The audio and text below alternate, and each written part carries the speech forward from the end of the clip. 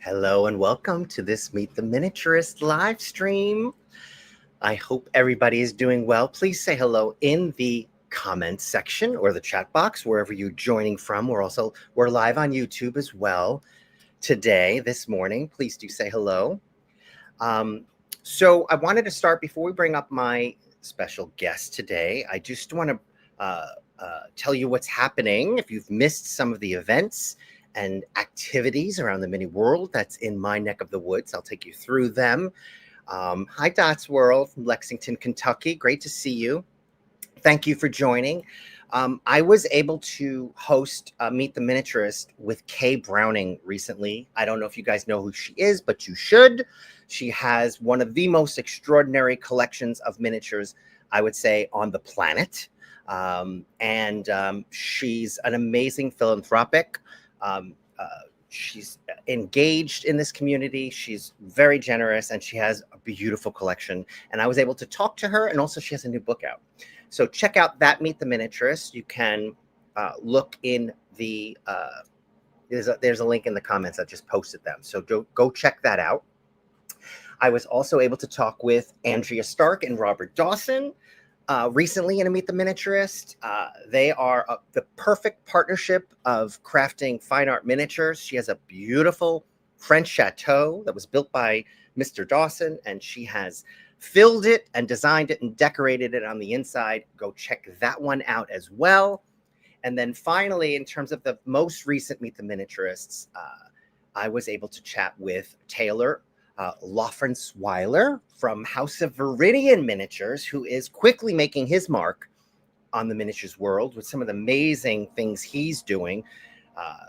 Doing miniature interior work. He's doing 3D modeling, a whole bunch of great stuff there with an amazing artistic flair, I might add. So check out that Meet the Miniaturist. I do have an estate sale happening. I do host estate sales, mostly starting on Sundays and ending on Sundays. So definitely check those out. While one estate sale is ending, one is beginning. So as lots happens in that 7 p.m. Eastern Time hour. And this Sunday will end the Fancy and Fabulous estate auction, which is happening in my eBay store. Again, check that out in the comment section. I will be hosting sales auctions throughout the next few months, as I have a wonderful assortment of miniatures from multi-estates, mostly folks who are downsizing. So if you're looking to downsize your collection, do get in touch. Let's talk about what that might mean, how we might work together to find happy homes for your treasures. And then finally, I'm hosting a webinar on how to build an awesome miniatures collection. This is all about taking the everyday hobbyist up to a whole new level. If you want to take your miniature collecting and really blow it out, this is a webinar to learn all about what to look for in a really good miniature, where to shop for really good miniatures, just how to build a really terrific collection and sort of zoom in on the hobby at that whole other level, if you will. So look for that, popping that in the chat box. And then, with that, I would like to introduce my very special guest on this Meet the Miniaturist. It is Kate Lee. Hi, Kate. Hi, Darren. So good to see you. Thank you for being here.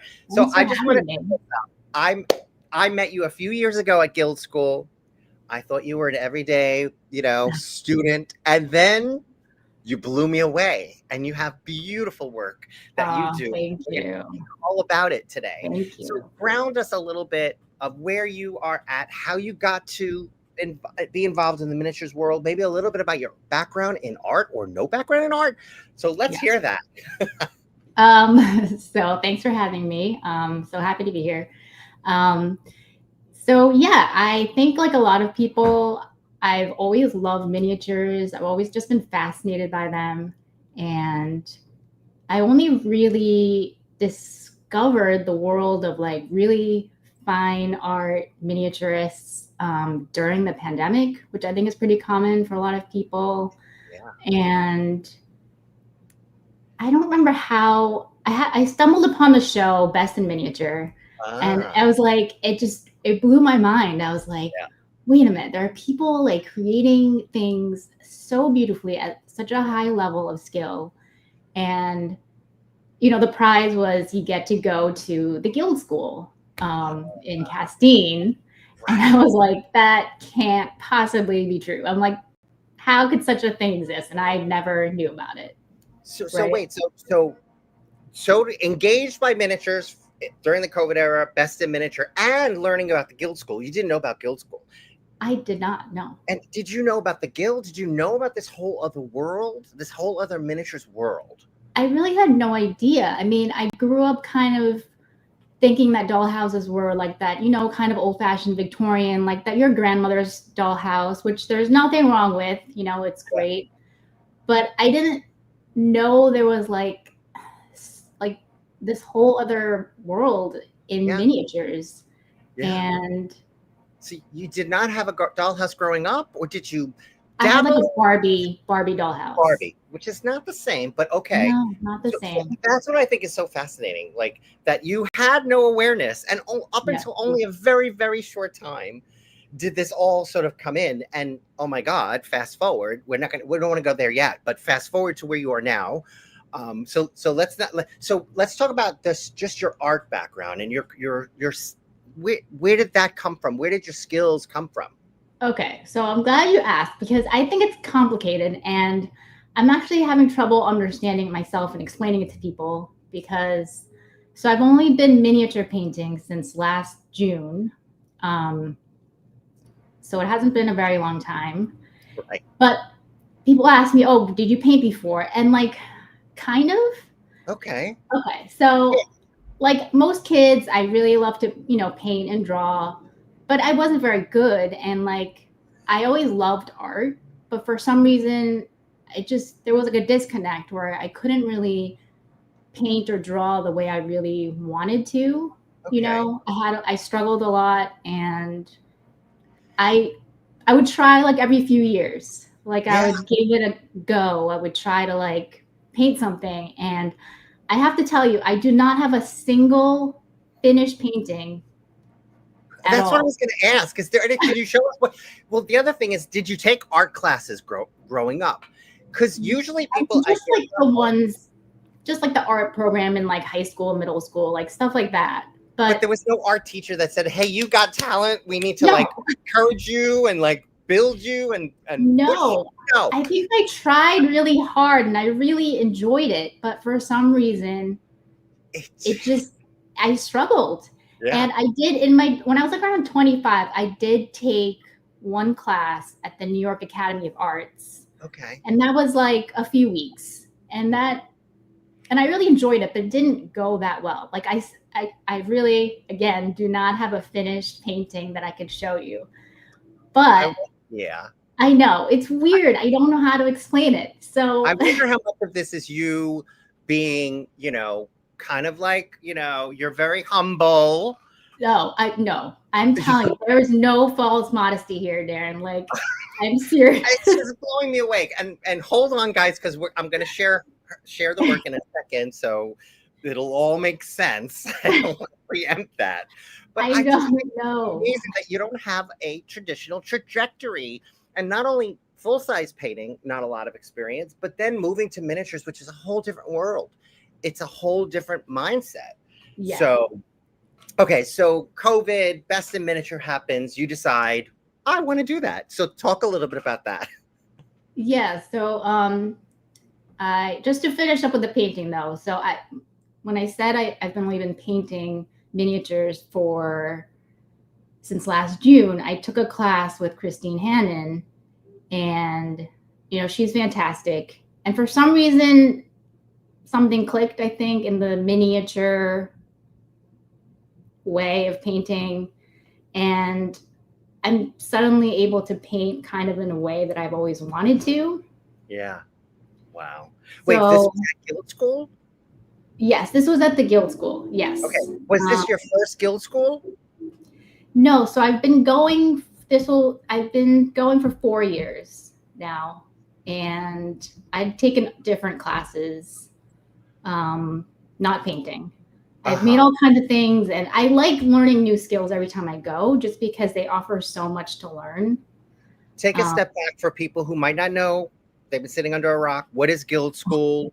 And talk a little bit about what inspired you to go. Besides, I mean, I guess Best in Miniature, was that the first you heard of it, and then you took your first year? Talk about Guild School. So I learned about it through Best in Miniature, and I was like, this is amazing. My husband was like, you definitely have to go. He's like, this is perfect for you. And I'd been to Maine before, but never to Castine. And it was just like such a magical week. I got to meet like the nicest, like-minded people who loved miniatures. And I think my first year I took like a chair class with Marsha McLean. And then I took, like a leather train compartment with Deb Mackey. And did you? And now I'm just like, painting class, or did you hold back? Did you hold back from taking the painting class? Like, because we're gonna fast track you to Guild Artisan in a second, but okay. I think when you see the catalog, right, every year, there are just so many amazing choices that it's really hard to pick what to take. And somehow, so the first few years I didn't take a painting class. And then last year I saw that Christine Hannon was teaching this incredible lobster. Oh, yes. I wish I had a picture of it. Building. I mean, I should have had it ready. Sorry. But it's like, whoops, it's technical difficulty there. And I was like, I saw that painting and I was like, oh my God, how is this? First of all, how is that even possible? I mean, I don't even know how I'm going to do it, but I desperately wanted to. And I was in the classroom with the most like talented artists, like Bev Gelfman. She's like incredible. And up until that point, it had been like over 10 years since I had actually painted oils or really anything. So I was so intimidated. I was like, I felt really overwhelmed, and everyone was so talented. I was like, I told Christine, I was like, I don't think I should be in this class. Like, like it was hard, but she's such a great teacher and so encouraging and supportive. She's like such a natural teacher. And by the end of the week, I felt I was like getting kind of the hang of it. And I was like, I haven't stopped since. Yeah. Well, so I'm sharing some of the videos of the works in progress.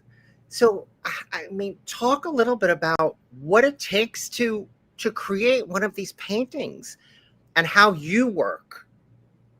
Okay. And what inspires you, maybe? That's another question I have. What was that? What was the last one? And what inspires you to do a specific piece of work? Oh, okay. So I really love, the old masters. I'm constantly inspired by them. And I actually really like doing master studies because, I mean, there's just so much to learn from them. And I think with the miniature world being, so exceptional and so talented, I find that people like seeing recognizable works of art because, let's say they put so much work into their house, making it look exactly like, like a Rococo period. And they like seeing, famous artists on the wall. Like, so, and for me, the challenge, I really enjoy doing, reproductions because such a specific challenge for me to try to get the painting as close as possible to the original. And it's a totally different, challenge than coming up with my own composition, which is something I like to do as well, but haven't had, as much time with because I've been working on my artisan. Yeah, Um, we're gonna get to.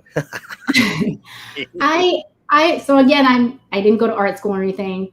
I don't know that I have like a process, that is like academically correct. I really just love a painting, and I have to love it. And then I just randomly, pick one to Yeah, do.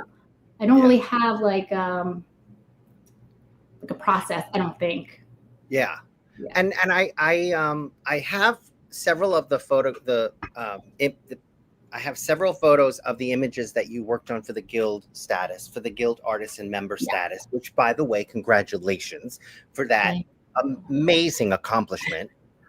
So that's another thing I want to bring out here is that in the very, very short time, you went from, student at guild school to artisan status, artisan member status with the guild, with some of these beautiful, beautiful works. So talk a little bit about that process and because talk a little bit about how guild school inspired you, and talk a little bit about the process of working these to get them submitted and all of the things you need to do to get that credential. Yeah, so it has been a really strange year, and I do constantly sometimes think this is so surreal, to have like been granted artisan in a pretty short amount of time is just, it's wild. It's Yeah. hard for me to even, This is the humbleness coming through. Ugh, look at this. Just look. Hold on, I want to blow that up. There. Oh my God. I mean, it's just stunning. It's stunning. And to think that you've only been doing this for a very short time just makes it that much more crazy. But very well deserved for sure. Um, Thank you. so this is now your business. Talk a little bit about what this means for you moving forward. Um, so I'm doing a lot of let's see what happens approach. Yeah. I'm excited to be doing my first show at the Philadelphia Miniaturist. Sorry, if I'm not supposed to mention that yet, if that's coming up. Okay. So that'll be in November. You're allowed to say. Okay. All right. Yeah. I don't want to mess up your. No. That's an important part of this is that you're doing your first show. Is that right? Yes, in November, which is coming up. Yes. Sooner than I can. I've been keeping track over there on the little. You can Of see what 5 days weeks. you have left. 5 weeks until Philly. I mean, that's a lot all in one. I mean, so now you have to prepare for the show, which means preparing your table and preparing the pieces. And I mean, are you working 20 hours a day? Like, where's your mindset at? I wish I could be painting 20 hours a day. I physically find that I can't paint for more than like 4 hours at a time. Interesting. Okay. Yeah. I think just because my motor, my fine motor skills just start to kind of go. And then like my eyes, I have to rest a lot because, it's just a tiny, small detail. Yeah. But that's good that you have that boundary and that limit, because people sometimes push themselves and then the work comes out not that great. Well, I mean, yeah, but pretty much I am painting every day. I've been painting every day, just getting ready. I have a few things I'm working on. Can we get a review maybe? So this is one that I'm almost done with, but hold on, it still needs a little. I don't know if you can see it that well. Yeah, we can totally see it. So still life. A still life. Yeah, I'm doing some more still lifes just because I think the old master studies take, an immense amount of time. And I've found that people really are reacting. They really seem to like the still lifes. Yeah. And it's funny because until now, I've kind of felt like I'm just kind of in my own bubble, painting and not really thinking about what other people think. But last week I had posted some photos of like potential still lifes. I was kind of playing around with compositions, and I posted like 3 or 4 photos, and I was like, help me pick my next still life painting. Tell me which one you like the best. And people had really strong opinions about the compositions. And first of all, that made me really happy just to get the feedback. But then I was kind of like, oh, like, okay, like, I need to be a little more conscientious about like what I'm presenting, because I was kind of playing around with the compositions. Like I wasn't necessarily, I don't think I put as much thought into it as maybe I should have. And suddenly all these people were like giving me their opinions, and I was like, oh, like I need to think more, and like, I'm not such in like a little bubble anymore, like painting. Yeah. Self. Well, I mean, I think because you're so new and so out of the, you don't have an audience yet, so you really don't know what they're looking for. I think at the show you're going to learn a lot. You're going to know, because people who buy, those are the ones, the buyers are the ones you need to listen to. There's people who like stuff. We know, and the internet is all about like, but I mean, you're just fresh out. You don't have an audience yet, so that's going to be fascinating to see. But one of the challenges I think of an artist is, you got to love what you're doing. Yes. But you also have to sell. So how do you manage that? Have you thought a little bit about what that looks like? So that's like another, let's see what happens. Yeah. I have to keep reminding myself, and I think that's a struggle. Maybe that's a question that a lot of artists deal with, painting, something they love versus something they think might sell or be popular with people. And I think, at the end of the day, I have to just try to paint the things that I love and hope that people respond well to that, because I can't, keep chasing. I don't want to chase things that I think people will like. I can't read people's minds. I don't know what, like I just have to stay true to myself, I guess. Yeah. But that's the challenge with artists. But I noticed that you have a really nice range. I don't have I don't have them in front of me, but it's not only the masters, it's not only the still lives, but there's, I don't know if it's more pop.